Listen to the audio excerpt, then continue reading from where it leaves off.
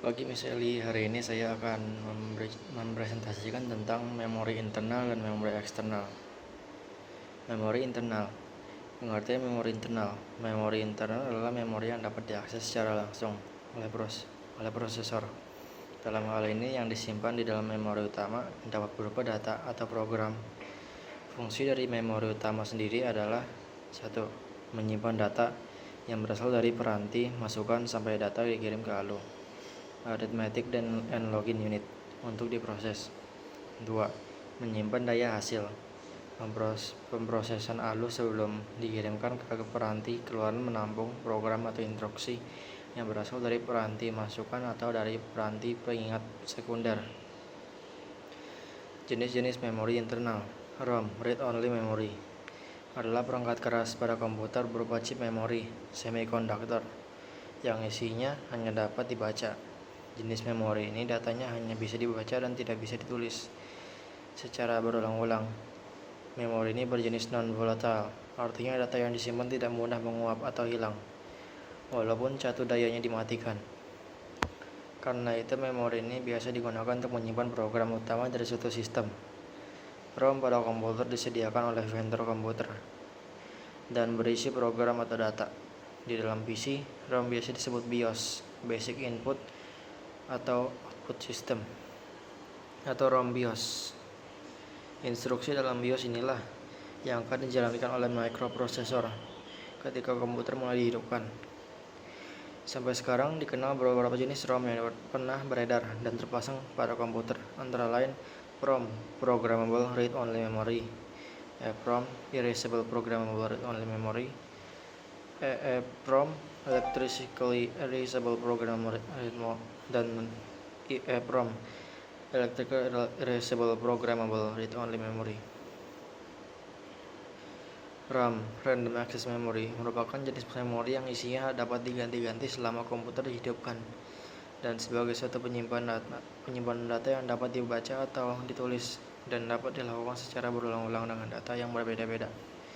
Jenis memori ini merupakan jenis volatile, mudah menguap, yaitu data yang tersimpan akan hilang jika catu dayanya dimatikan. Karena alasan tersebut, maka program utama tidak pernah disimpan di RAM.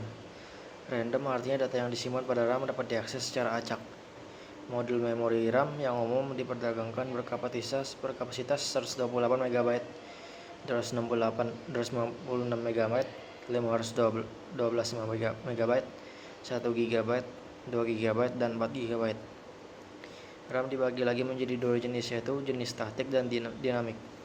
RAM statik menyimpan 1 bit informasi dalam sebuah flip-flop. RAM statik biasanya digunakan untuk aplikasi-aplikasi yang tidak memerlukan kapasitas memori RAM yang besar. RAM dinamik menyimpan 1 bit informasi data sebagai muatan. RAM dinamik merupakan kapasitansi gerbang substrat sebagai transistor, MOS sebagai sel memori elementer. Untuk menjaga agar data yang tersimpan RAM dinamik tetap utuh, data tersebut harus disegarkan kembali dengan cara membaca dan menulis ulang data tersebut ke memori. RAM dinamik ini digunakan untuk aplikasi yang memerlukan RAM dengan kapasitas besar, misalnya dalam komputer pribadi, PC. Jenis-jenis RAM ada DRAM, Dynamic Random Access Memory, SRAM, Static Random Access Memory, EDORAM, Extended Data Random Access Memory, FVM RAM, Fast Page Mounted RAM, dan SDRAM, Synchronous Dynamic Random Access Memory, dan RDRAM, Rambus Dynamic Random Access Memory. Memori eksternal. Pengertian memori eksternal. Memori eksternal adalah memori tambahan yang berfungsi untuk menyimpan data atau program. Dengan kata lain, memori ini termasuk perangkat keras untuk melakukan operasi penulisan, pembacaan, dan penyimpan data. Di luar memori utama, contoh hard disk, flash disk, dan floppy disk.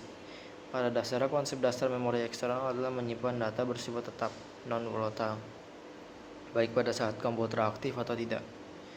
Memori eksternal mempunyai dua fungsi utama, yaitu sebagai penyimpan permanen untuk membantu fungsi RAM dan yang untuk mendapatkan memori murah yang berkapasitas tinggi bagi penggunaan jangka panjang. Jenis-jenis memori eksternal berdasarkan karakteristik bahan. Punch card atau kartu berlubang, magnetic disk, optical disk, dan magnetic tape berdasarkan jenis akses data. DASD Direct Access Storage Device dan SASD Sequential Access Storage Device. Terima kasih telah mendengar presentasi saya. Saya mengucapkan terima kasih.